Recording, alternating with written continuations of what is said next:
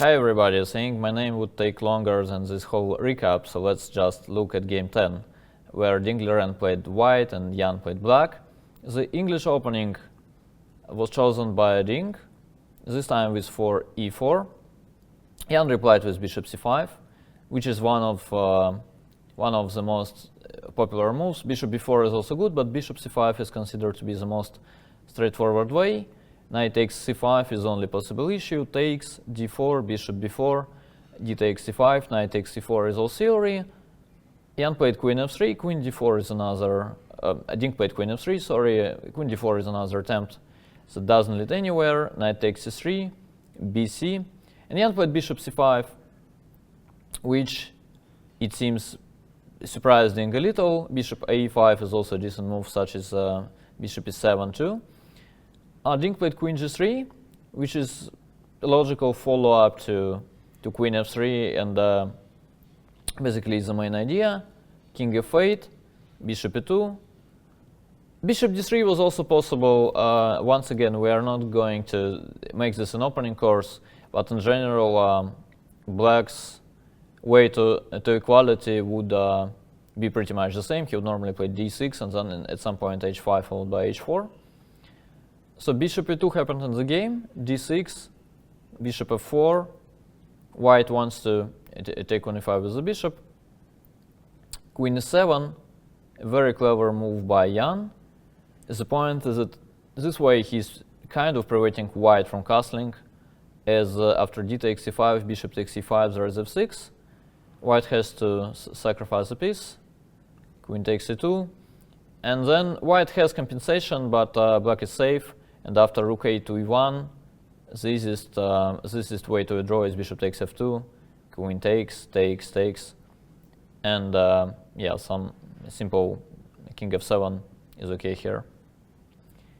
So this was the point of queen e7, and this explains why Ding decided to play rook d1.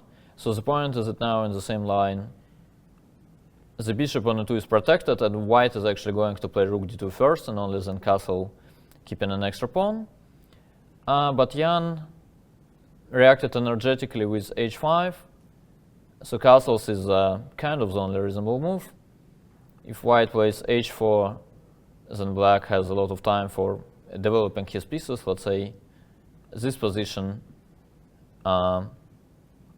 actually happened in Jan's game as black.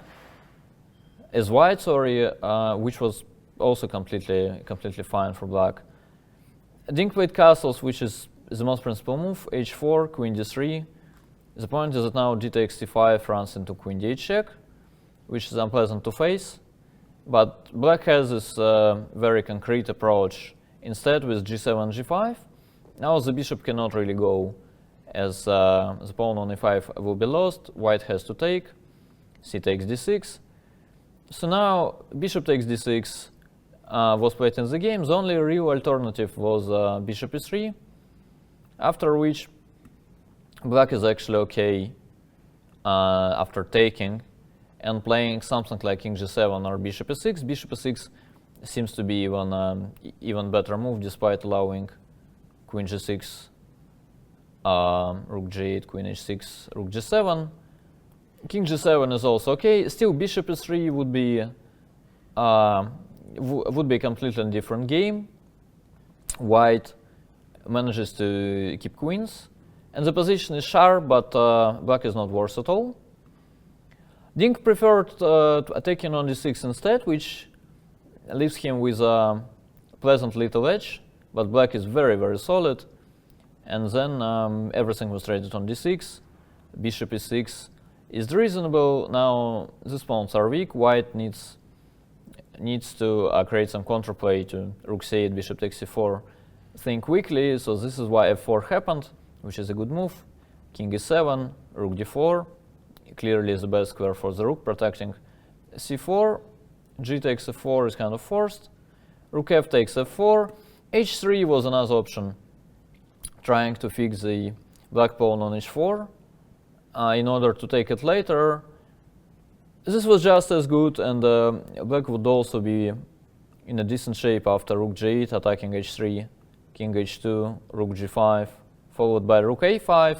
And once again, it's pretty much the same scenario where white has this very, very small edge, and black will most probably hold with like any reasonable plan.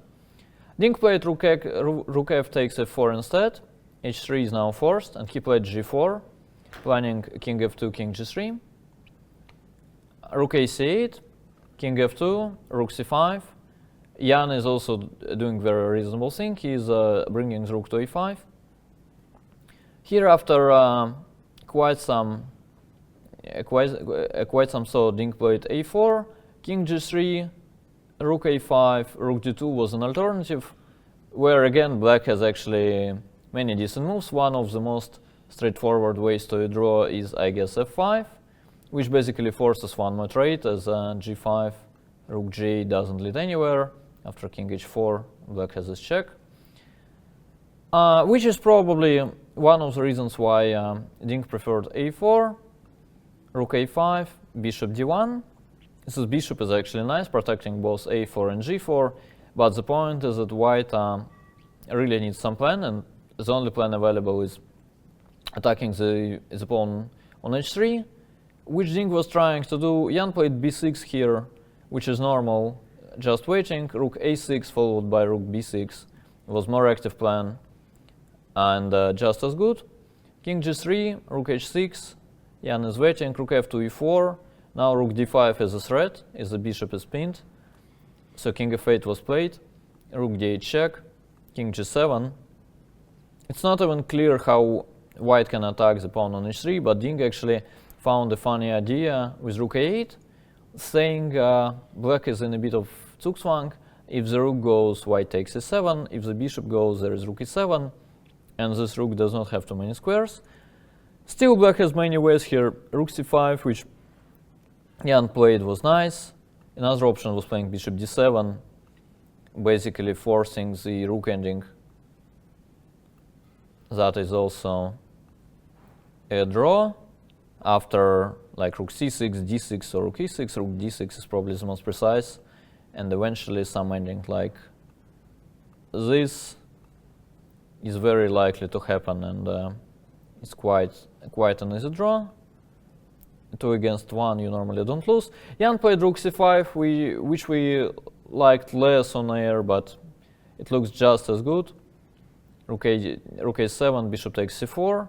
Like technically, this trade is probably good for white, as he had double pawns, but on the other hand, this pawn on c3 is now weak, and it's very difficult to protect it. Dink played rook a to e7, which does not change the way things are going. Rook h to c6. Now black is about to give up his pawn on h3 in order to take this one, and after, let's say, king takes h3, bishop e6, black is just way too active and is completely fine. For instance, after rook e3, let's say, I don't know, king f6, rook goes somewhere, takes, king h4, there is rook d3, and yeah, after bishop e2 or c2, there is rook d2 followed by rook takes h2, so this doesn't work. Dink played rook 7 to e5 instead, to which Jan replied with this nice little tactics, takes bishop b3, which is of course not the only way, but a very cute one. Bishop takes b3, rook takes c3 check, king h4, rook takes b3, rook b5 is the only attempt. Now the queenside pawns are also leaving the board, king takes h3, and f5 was this nice little final touch from Jan. I mean, otherwise white kind of gets to play rook b5, and he will torture black in this 2 against 1 rook ending, which is also quite a simple draw. But f5 just solves it all, as after g5 there is rook g4, and then rook takes g5 is inevitable, and after g takes f5, which Dink played, there is rook f4, and black is in time with king f6 followed by rook takes f5, which is why the game finished in a draw like this. For most of the people it was probably not exciting and boring game, but at least the quality was quite there. Jan managed to survive one more game with black, which leaves Ding with only two more actually attempts, like at maximum 2 more attempts with white. And come join us tomorrow to see which strategy Jan will choose in the game with the white pieces.